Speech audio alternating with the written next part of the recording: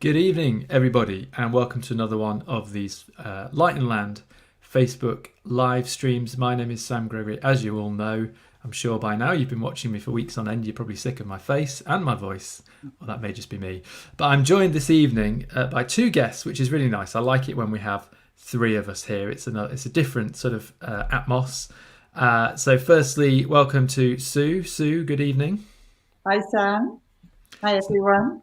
Nice to have you along. And we're joined as well by Charlotte over in Holland, indeed. Yeah. Hi, good evening, Sam. Sue? How's the weather over there? It's actually dry today. Got a bit of sun. Dry and sun. I mean, they're showing off and they're showing off, isn't there? Dry and sun. Those two things I haven't seen for about 6 months, but there we go. So as per usual, this is about an hour's session. We've been a tiny bit optimistic about the amount of images we want to get through tonight, but that's okay.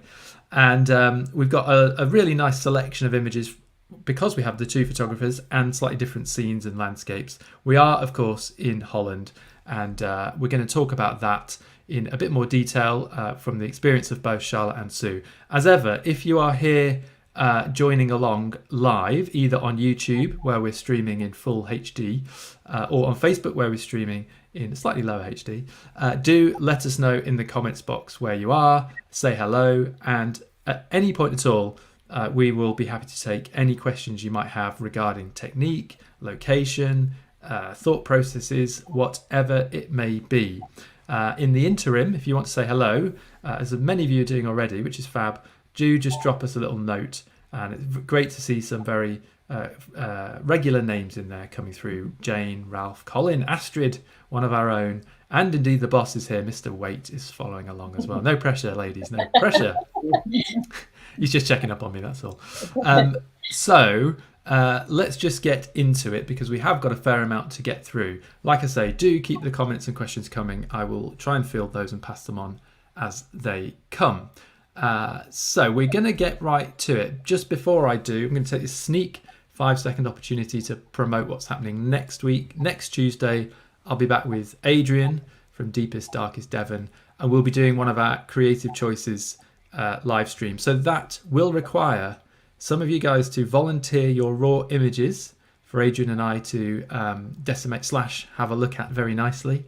No, we would encourage you to add those in, and I'll put the link up after this to the Dropbox where you can send us your raws and you can watch Adrian and I take through some different creative edits on them live next week. But hey ho, look who we've got down here in the flowers, and more specific to that, I shall let Sue explain. But Sue, if you can, obviously anyone who knows you and has seen any of your previous ones on here with me before, you are an absolute avid lover of macro flower photography and flower photography generally, amongst other things in the landscape. But I would say that's something you're obviously very specialist in.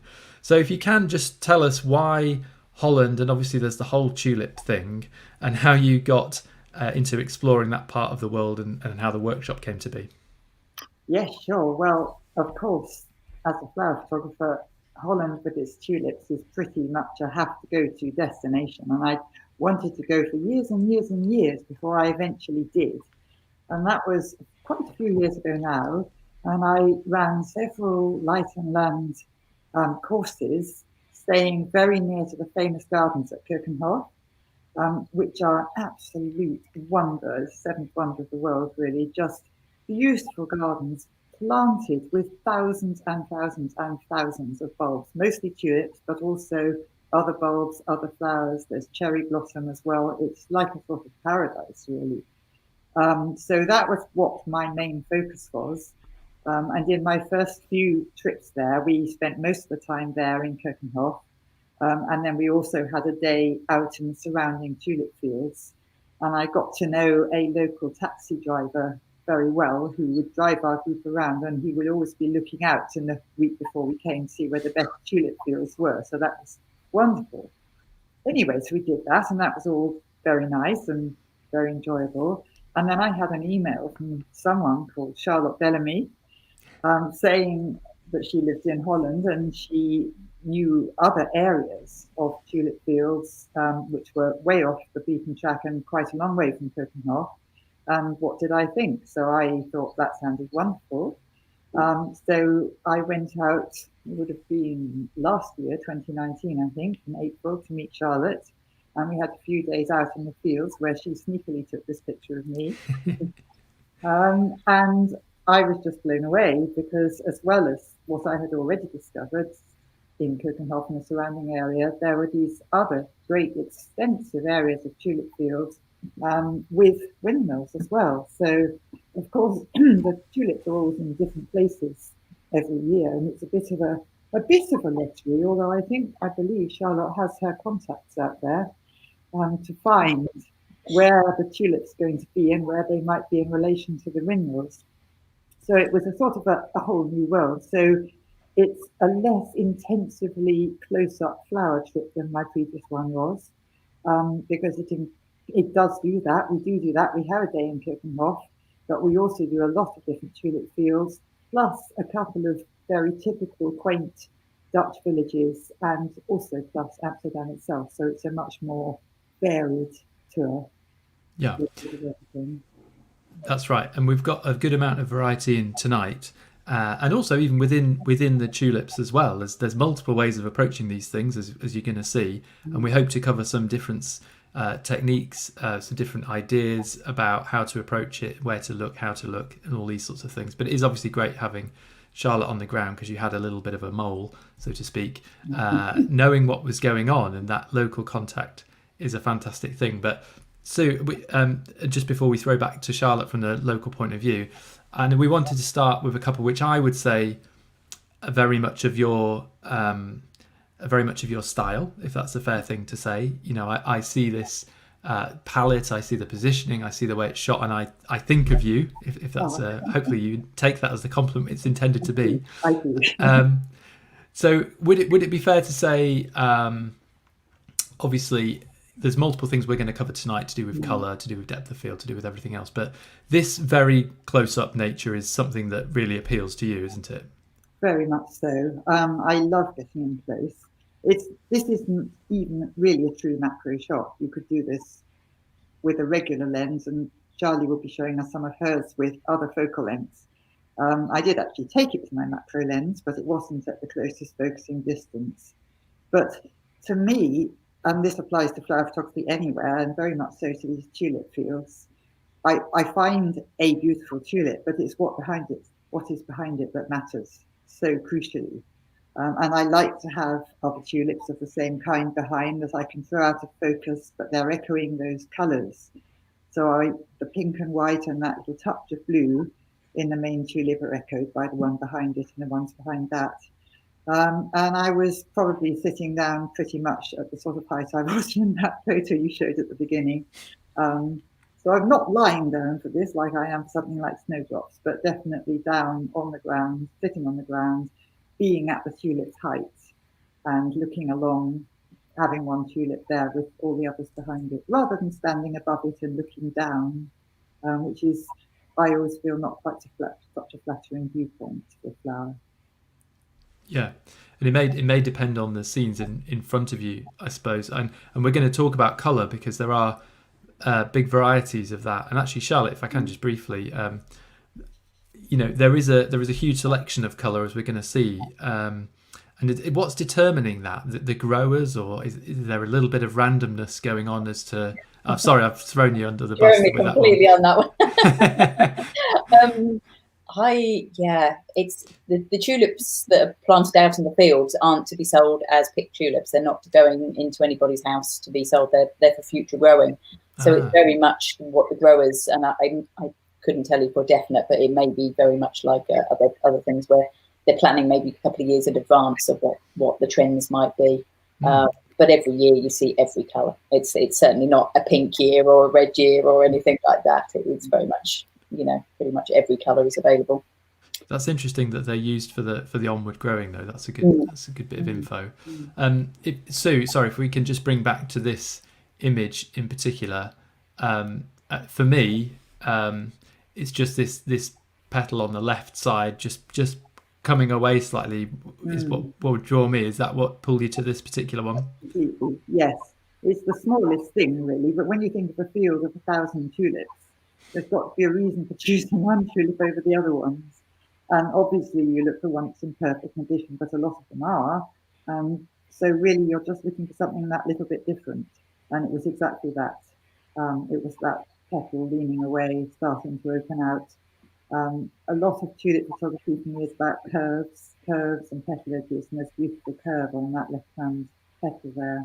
I don't know if you can see it, this resolution, but it was also covered with a very fine dew. There's little water drops all over it as well, which add an extra appeal to me, definitely. If I see water drops on a flower, I'm in there straight away. So yes, it's little tiny individual differences in a flower that really, I mean, it's like, I think I said to Charlotte, it's like being a child in a sweet shop. You don't know where to start. But then you gradually start to hone your vision down and look for something that's going to make one flower stand out for you over the others. Yeah, and we talked about where to start. I mean, if you're faced with, well, I say faced with, I mean immediately putting a spin on that, aren't I? But if I saw this, I really wouldn't know where to start. Obviously, I don't have any experience in this field, but this field or the field of flower photography, we wanted to show this because the colours do vary, and there are fields where it can be one colour, I believe, and then there's multiple colours like this. So just from an access point of view, Charlotte, is this set up with individual farmers and whatnot that own certain areas, or is it fairly easy just to access the edge of these things, or how does it work? It's interesting because Sue started off by saying that she always used to stick around Cocoa, and that used to, when I first started about 8 years ago, it was perfectly easy to go into the fields around Cocoa, and now because last year it was actually a complete sellout at the gardens and they wouldn't let anybody in, and all the farmers have put barbed wire around their fields there, so you can't actually get into those fields anymore, which is the beauty of accessing somewhere else completely different, because this area is not a tourist area at all. It's kind of off the beaten track of anything else. You go there for the tulips and the windmills and nothing else. So it's very easy to park the car on the side of the road. The landscape is extremely open, so you can spot where you want to go from a mile away where you think. And so you're just looking for somewhere to park. And then every field has an access point into it. And I've found, over 8 years, I found as long as I'm very respective of when I go in, and also I have the Dutch language, so if a farmer does approach me, I can say what we're doing, or I apologise for being in the field to start with and start off with my Dutch. And I generally find that's very helpful. I mean, a couple of years ago, I was right in the middle of the field at a sunrise, and I saw a farmer coming, and I was like, oh gosh, and he came over to me, and he's the one contact I have now. We got chatting in the middle of the field. I really wanted to be taking the pictures as the sun rose, but I got chatting to the farmer, and now I have his contact, and so I can contact him and find out where the tulips are going to be the following year when we're due to come in. And I already have his permission to be in his fields. So that makes it a lot easier, because we know we have absolutely no worries at all. So that's quite nice. Yeah, super important, isn't it, to have that covered. And we wanted to show just a different example or two of the colours. I mean, it's just, it's mind-boggling, isn't it, really? It's such an impressive sight, even through the image, let alone I can imagine being there is a whole other thing as well. So it does really vary, I think, is the point we wanted to just make with these two images, as to what you might find in different locations. And obviously that's Charlotte is well on top of that, being in the locale. Just from a technical point of view, obviously we've got lots of things near and far here, so I would imagine that's something to consider when you're shooting these sorts of images, Charlotte. Yeah, very much so. I sort of work on two lenses myself. I don't own a macro lens. So I'm always trying to decide whether I'm going for the wide shot or whether I'm going to try and focus on a flower and bring into the wider picture. So I work generally between 24 and 200 between two lenses. And then I just decide, some days you're not lucky enough to get a lovely sky, so it's better to leave it out in those cases. Or if you've got a lovely line of trees there, and then you can balance what's in the field with the landscape around. Which is another beautiful thing about where we go. It's not covered in glass houses. It's very open landscape, so you do have these lovely vistas. And then it is just a case of deciding, like Sue said, what's catching your eye. And sometimes like this, it's just the whole, wow factor of these massive fields, and you can't do anything but take a picture of the whole field. It's. I think the one thing I would point out, actually, just before we move on this, but it's interesting because it struck me about the other live stream we did with you two in Holland was that it's quite ordered within the landscape, isn't it? So I'm looking at those trees. It's quite, even the wilder landscape is not really wild. It's quite manicured. Is that fair to say? Yeah. Organised. Yeah, all the lines are set on a beautiful grid system, and all the roads have beautiful dikes down the side, and then the beautiful lines of trees, which again adds to the beautiful. The tulips are planted in lines, so they get a bit messy between the lines. It's balancing the order, and there's a lot going on, but yes, it is very ordered. Fantastic. Okay, now there's a quick comment. Jane's mentioned about the audio from Sue's end, so I'm going to do a little bit, if I can, on that in the background. Sue, we're just going to bring your volume up, so I'll do that whilst we next chat. There's not a huge amount of control I have over that, Jane, but I'll see what I can do in the next couple of minutes. But I have seen your comment, and thank you to everyone else who's letting us know they're here and enjoying it. We wanted just to talk, and maybe Sue, this is a good time to bring you in, about point of view, such an important thing with flower photography. And you mentioned about being close up, but when you're in these fields surrounded by lots of different choices, there are obviously many different ways to skin the tulip, so to speak. And this seems like quite a nice alternative way because of the different colours here, perhaps. Is that why this may be an example of this working in a different way? Yes, I think this is a fantastic photograph, and I'm saying that because it's not mine, it's Charlie's. I think it works really well, and I think Charlie should probably say what she was seeing when she saw it. But to me, even though it's a wild blend of different colours and shapes, there's one tulip that makes a sort of focal point for me, a pink one, about just under halfway up. I don't know whether you were seeing that, Charlie, when you took the photograph, but to me that does seem to make a bit of a focal point. But it's just a wonderful mix. Yeah, I mean, it's just, you think all those colours should clash, wouldn't you? But it's just sort of so thrown in together. It's just like a mass of flowers all jostling for their interest. And yeah, in a situation like this, I'd probably choose to focus somewhere within the flowers rather than in front, and then you get the sort of depth of going into them. But it's just like, well, what do you choose? Which one? And like you said at the beginning, so it's trying to choose one where you can start the focus point and then try and create the photo.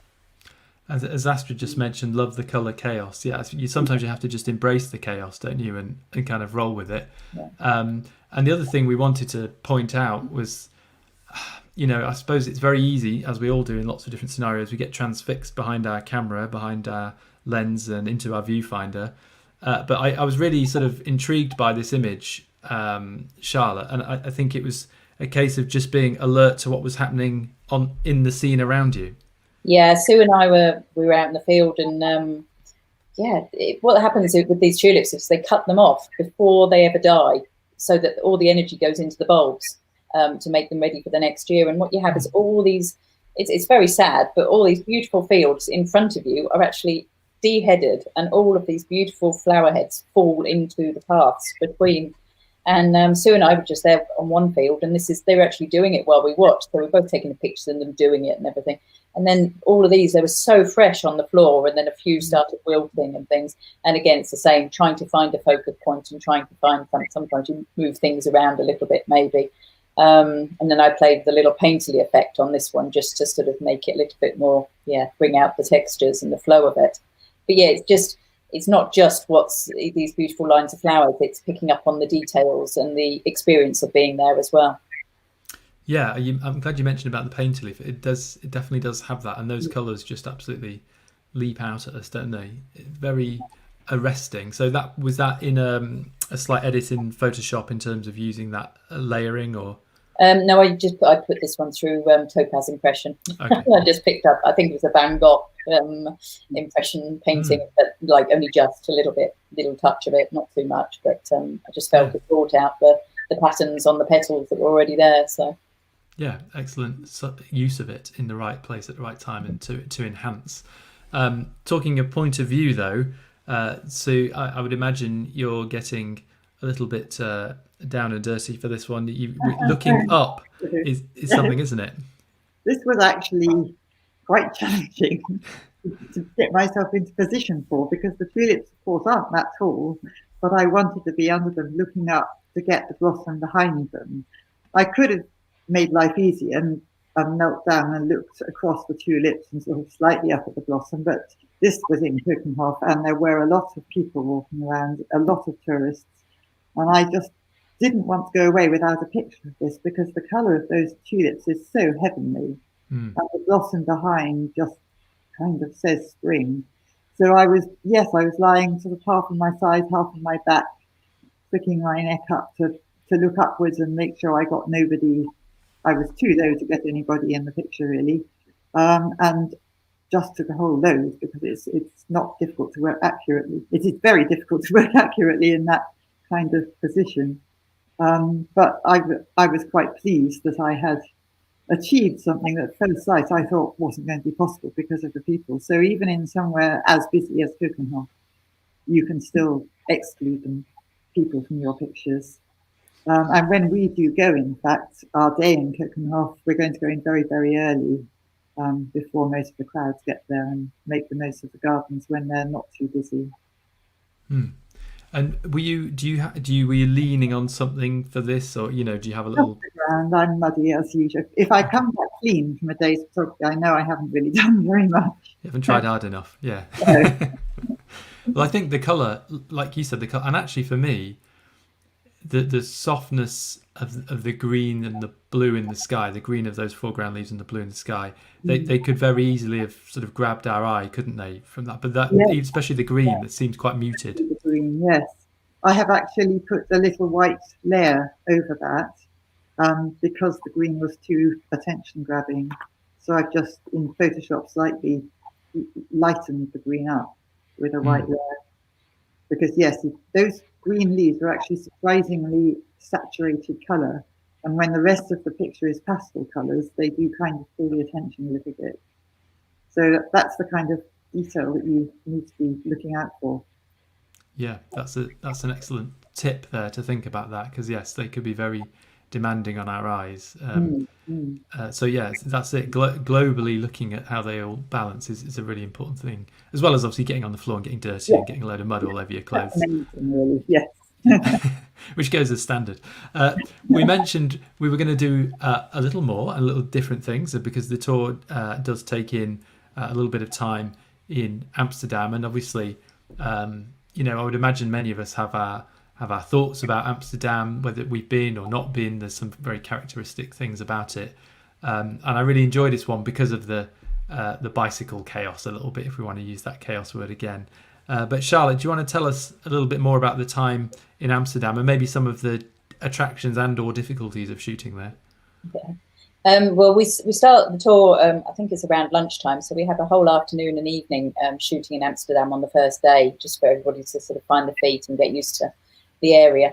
And Amsterdam is just wonderful, and as a guide I know the areas that are safe to go and the areas that aren't safe, but interestingly that church down there is actually in the red light district, and we walk straight through it, and it's just like, it's not, we don't photograph there, but once you're out on the canal on the other side, it's beautiful. There's just so much, there's a bustling about it, there's people on their bikes whizzing around all over the place, and that's probably the biggest thing you have to be careful of when you're taking these photos. But if you take a little bit of time to sort of just take in what it is about the area that sort of is grasping your attention, and like you said, it's the bikes, it's the narrow paths, it's the canals, it's the reflections on the water. So we take a tour and we do a walk around a lot of the canals of differing sizes. This is actually quite a wide canal compared to a lot that we go around.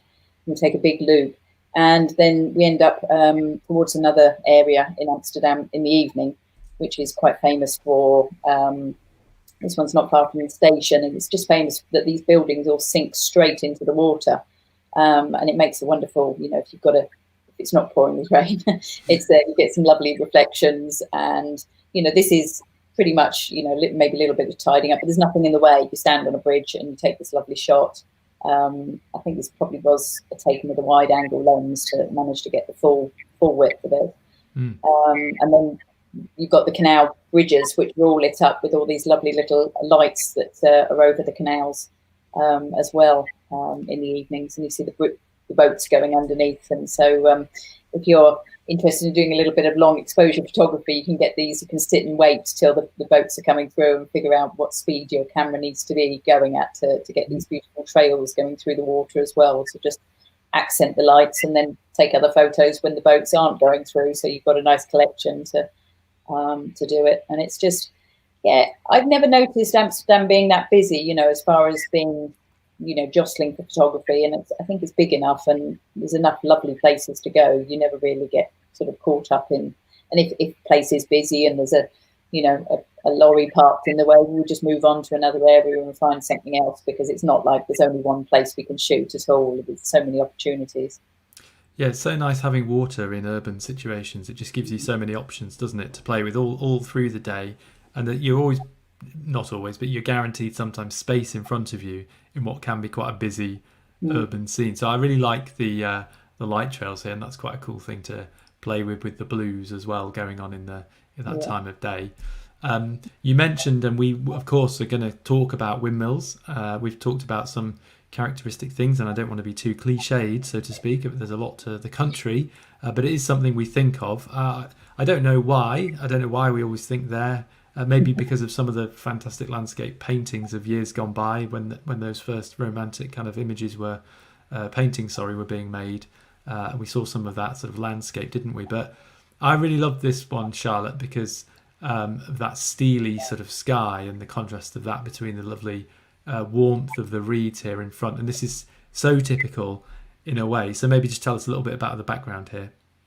Yeah, I mean, when you're out and about, especially if you're only in the area for a couple of days, you know, you do kind of meet some people that would like to sit in the car when the rain looks so it's about to come in, and then you get the rest of the crew that are wanting to jump out and going with I getting muddy, damn dirty. You know, this we were kind of not rolling around the bottom of the hill, but you know, we were all sort of sliding down the hill to get to the good shot because we could all see this amazing sky. And we all said, you know, this is just too good with this beautiful yellow grass below.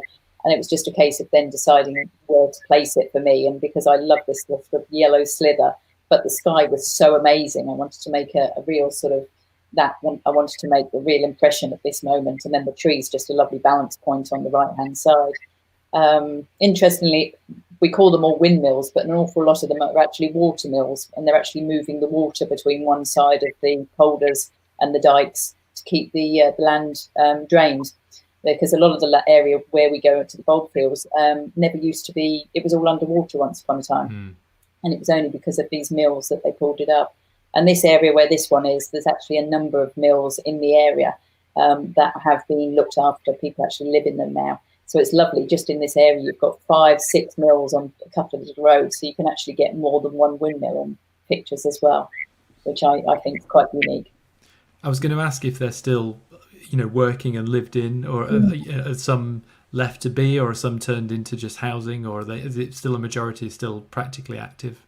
They're not being used as such, but those ones that are being looked after and have been renovated or kept are still all working, which is great until you turn up and you want to do like a long exposure photograph, and then that actually causes a problem when they're moving, because then you don't get the windmill. And I've got there before and I thought, I'll do a long exposure sunrise, and then the windmill's going around and then it has no sails, which is a real problem. So you have to sort of put two and two pictures together to get the whole thing.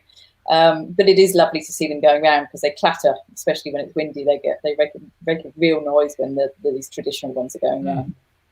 Oh, that's nice. That's been an interesting thing to try and play with.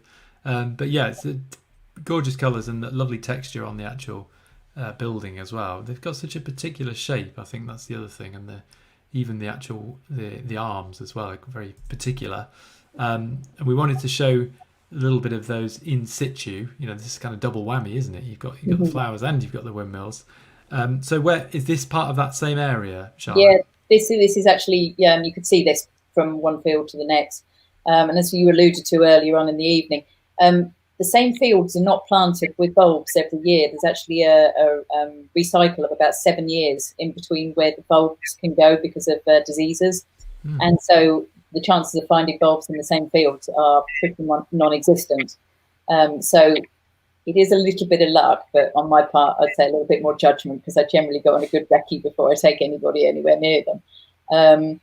This was just gifted to me about 3 years ago with all these beautiful colours and this windmill in the background. And if you ever search for windmills and tulips on any kind of Google site, I can guarantee you that about 50% of them are completely photoshopped together. Those windmills I will recognise from somewhere that tulips do not even exist. So if you can get the two together, and it's interesting because of my first 2 or 3 years, I found them like once, and in the more recent years, I've obviously got better at finding them because I'm finding them every single year. So it's doable, and it's really lovely because this is the only area in the Netherlands that you can get the windmills and the tulips together. Yes, I suppose we take for, on a more wider point, we take for granted the legitimacy, which is a strong word, isn't it? But it's probably true, of the images, especially you guys, if you've been watching us here in these weeks and months that have gone past, we very rarely talk about that because pretty much 100% of the time, I know the people we're dealing with won't be doing that type of photography. I'll have to skate very carefully around this, don't I? Where you might be replacing full sections of things. Now, again, there's nothing wrong with that. I would call that more digital art, perhaps. But it's interesting to think about that sometimes, that what we see isn't always total reality. Because, as Charlotte so ably pointed out there, sometimes it's just not practically possible. I've seen various things like that from the Dolomites in non too distant times as well. But let's get off that slightly hot potato and get on to some more beautiful flower photography. And this, I mean, again, we talked about curves, didn't we, Sue, earlier on? And I know we're going to talk here about depth of field as well, and also colour, but just that beautiful arc of this curve of this leaf around the front is just so enticing to play with. Absolutely, it's absolutely irresistible, and it's difficult to express the sort of joy of seeing that times 1,000 on a field, really. But yes, very much that. These particular tulips are sort of, as you can see, pink blending into orange, and that pink and orange colour together is such a scrunchy colour combination. I love it. And where that petal folds over with its orange edge over the pink one below. Here, thinking about backgrounds again, I again did quite a low angle because I wanted to use the white overcast sky as a backdrop. So I was slightly below most of the tulips. This main subject was a slightly shorter one, and I'm looking up against other tulips, up against the white sky, which is quite a nice. You really need to sort of vary your angle. You don't want to come home with 100 different shots of tulips from exactly the same viewpoint. And here's a red one, and here's a yellow one, and here's a nice red and yellow one, and it all gets a bit tedious. So you've got to do something to sort of change your viewpoint, change the backdrop. Look for a different way of finding a flower. And I took a little while searching around here to find this one, but I was quite happy when I found this lower flower in such perfect condition. And as you can see, the light is totally overcast. And really with subjects like this, you can work in almost any light because, well, we saw Charlotte's wonderful windmill in very, very dramatically cloudy sky. The flowers you can do in sunlight or in overcast lights, just a very different result. So we're unlikely, and apart from falling rain, you're unlikely to be able to have to say, well, I can't do it because the light's not right. There's always something you can find to do. And from the point of view of depth of field, can you give us an example of what you might be shooting at here? Well, let me have a look at my notes so I can sort my notes. Yes, F4, that one was. Okay, and on a 100 mil macro or a 105 macro, yeah. 105, yeah. I mean, that's not, you can't say it's always therefore going to be F4 because it depends on the distance between you and your subject flower and the distance between the subject flower and the background and the size of the flower and many different factors. But I'm usually working around that end, very much around that end of my apertures. It's usually f2.8, f3.3, f4. Occasionally I'll go up to f5.6, but that's very much the end I'm at. Yeah, okay, good. Comment from Jez, which I just popped up for people.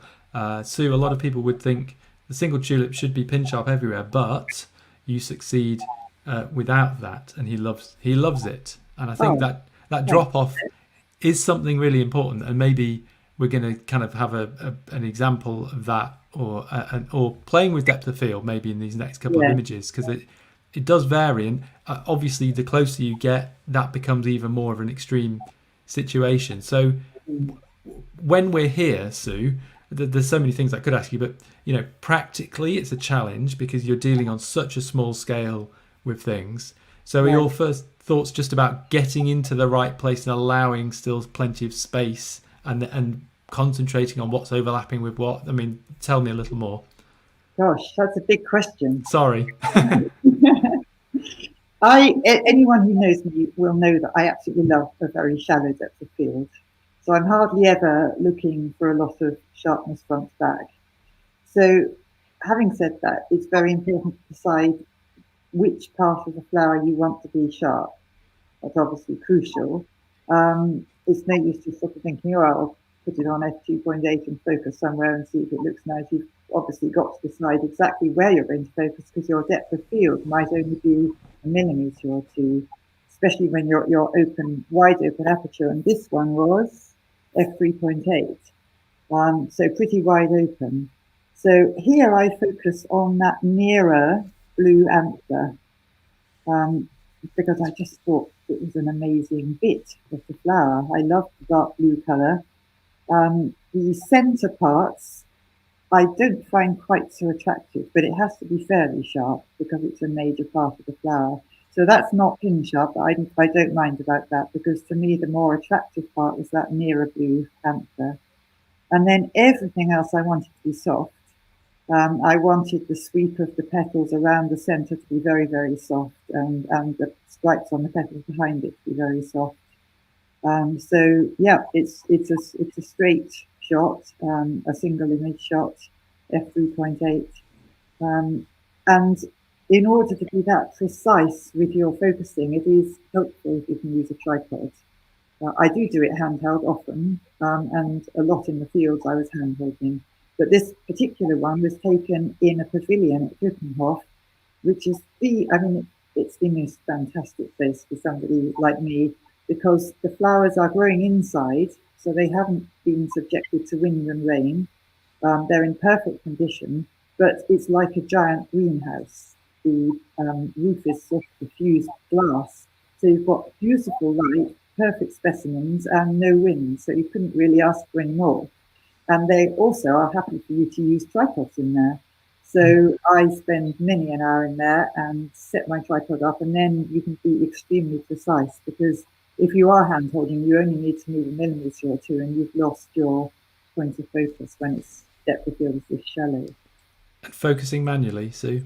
Yes, I always focus manually for this kind of shot. If I'm out in the field photographing a windmill, I would do autofocus, but when I'm this close up, I always focus manually.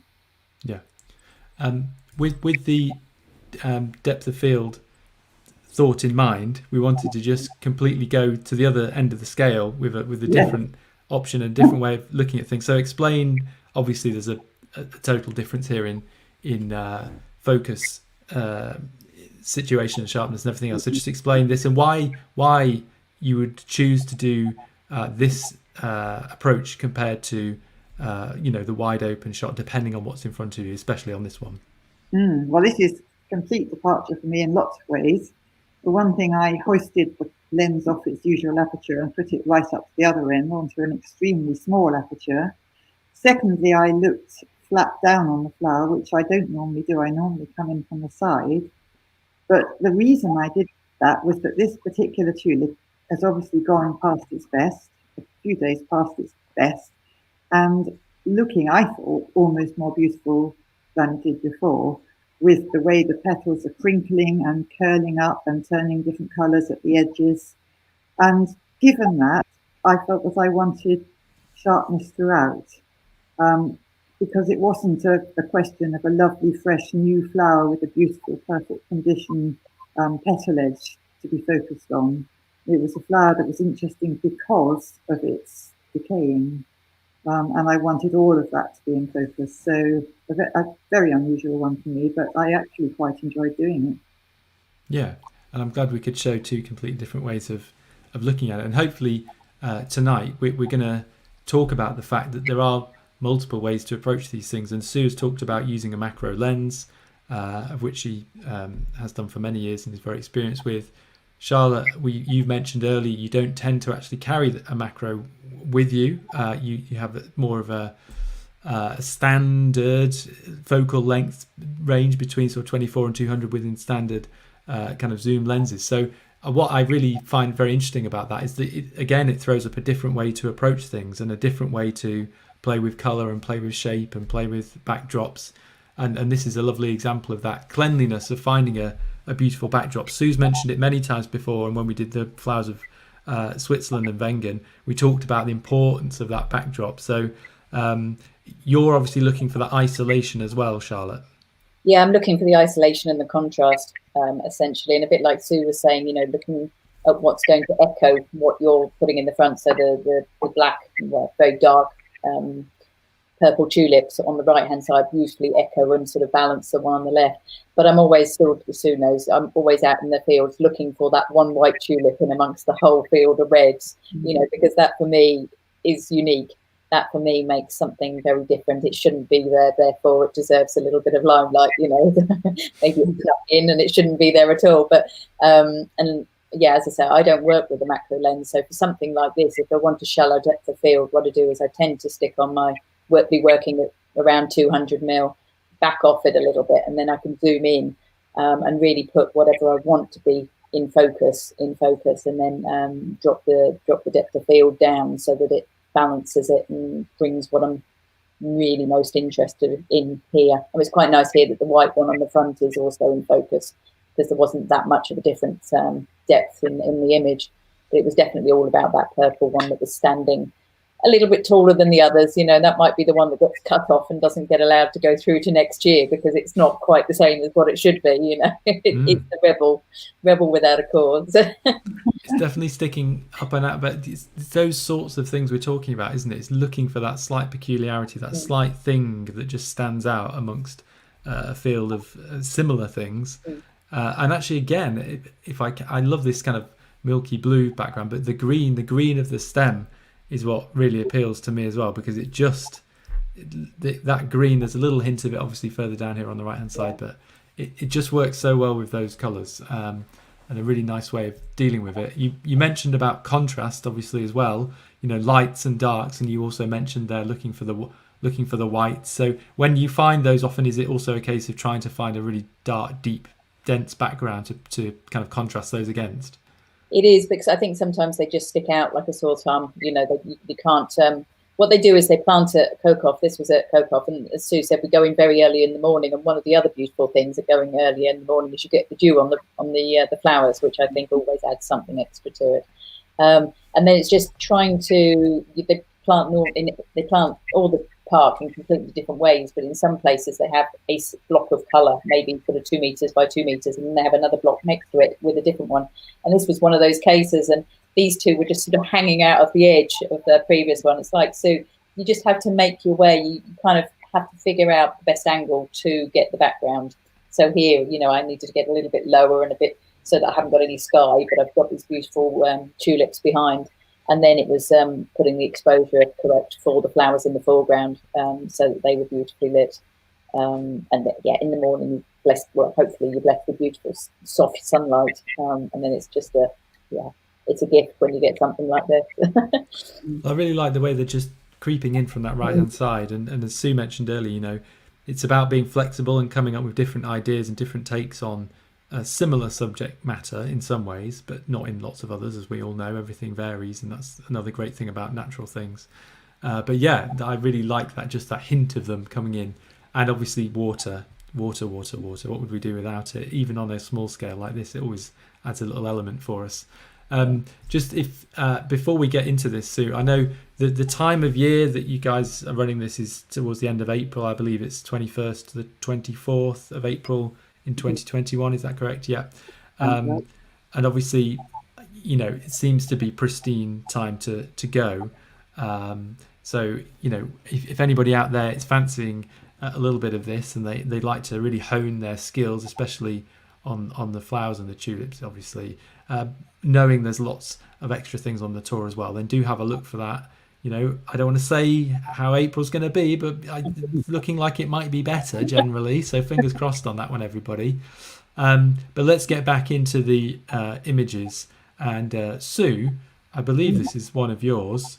I believe so. So yeah, tell us we've got closer and closer, haven't we, since that? Yes, we have. Yes, we're keeping on going in there.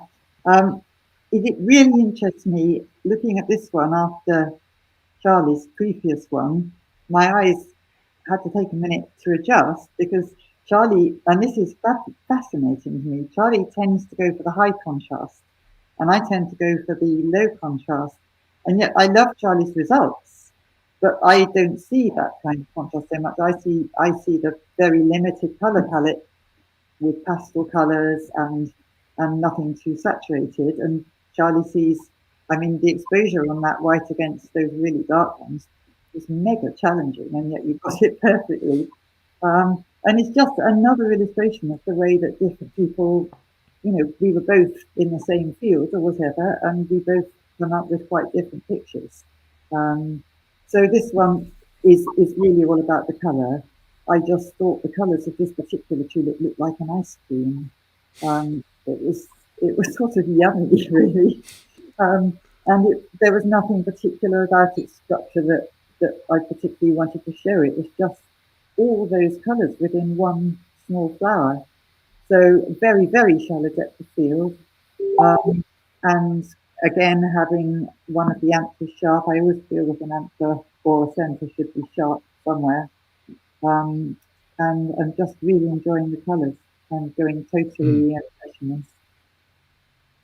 And I think actually when you really look at it, you start to see that those colours, there's lots of little gradations within the colours all throughout the frame. And at first you kind of think, oh, there's 2 or 3 things going on, but really there's lots and lots of different shades of it all the way through.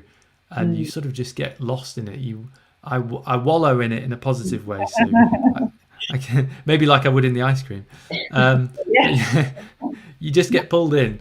And colour isn't such an important thing, and we've talked about it, Sue, on the number of chats we've had on here. I remember getting into that a little bit when we were in Wengen, obviously. But this is very fiery and fruity and tropical, I would actually argue, which is it's not always what you were just saying about those softer pastels. This is a little bit more vivid. It's definitely more vivid. This is about as vivid as I usually go.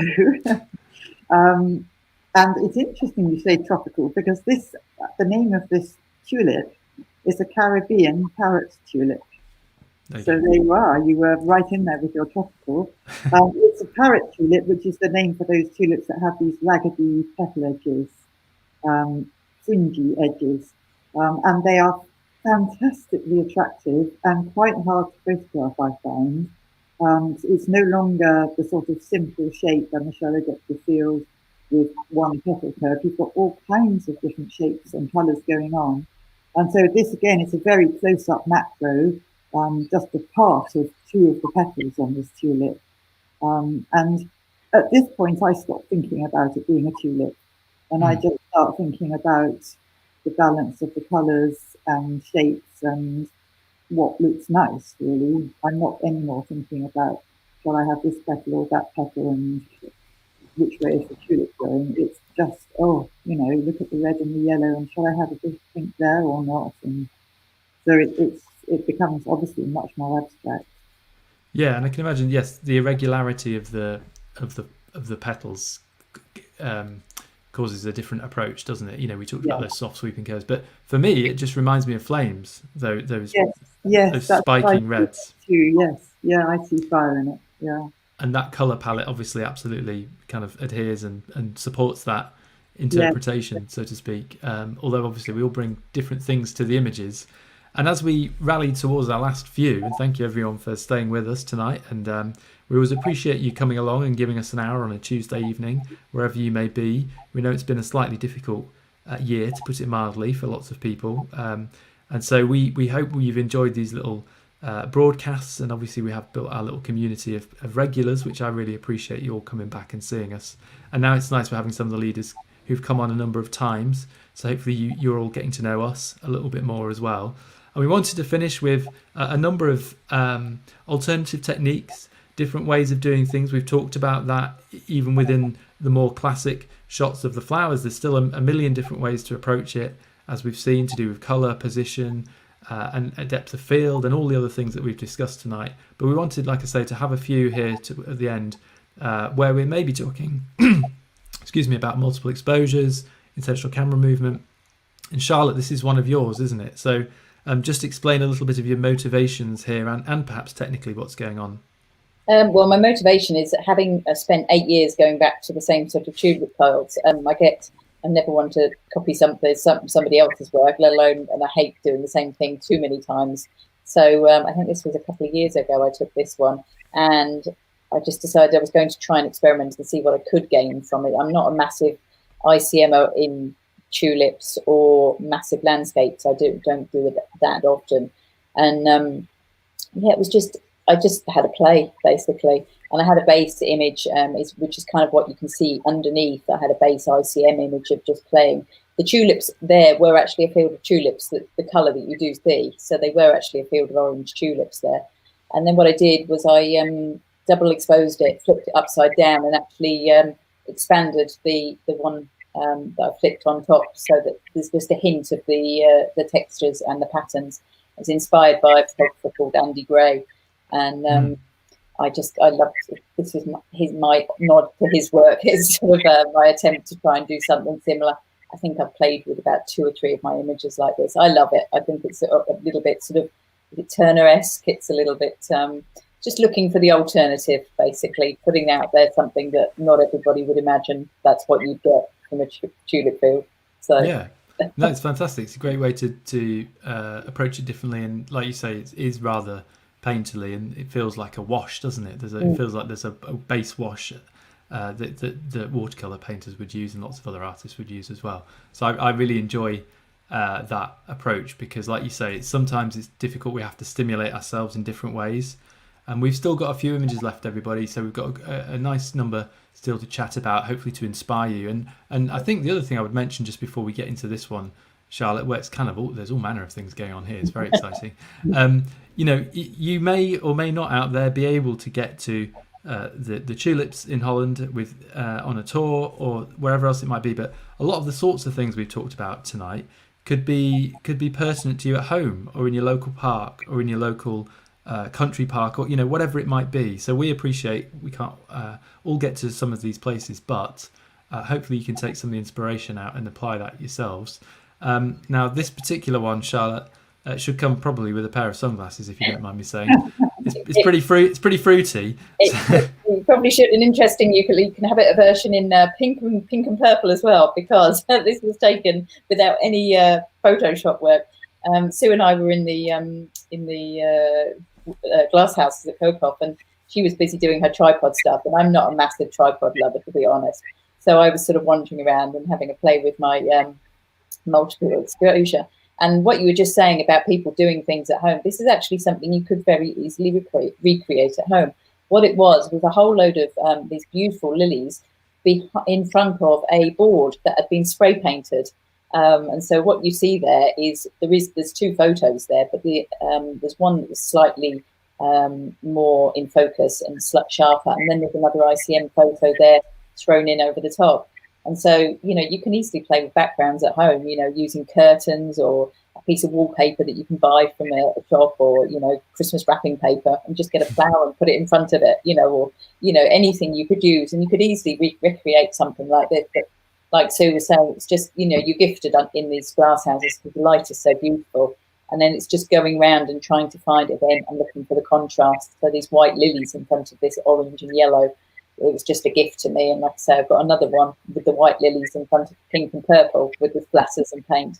And I just, it was just a bit of a fun thing to do that just shows that you don't have to just focus on the straight, direct, obvious flowers that you see. You can have a bit of fun, a bit of play.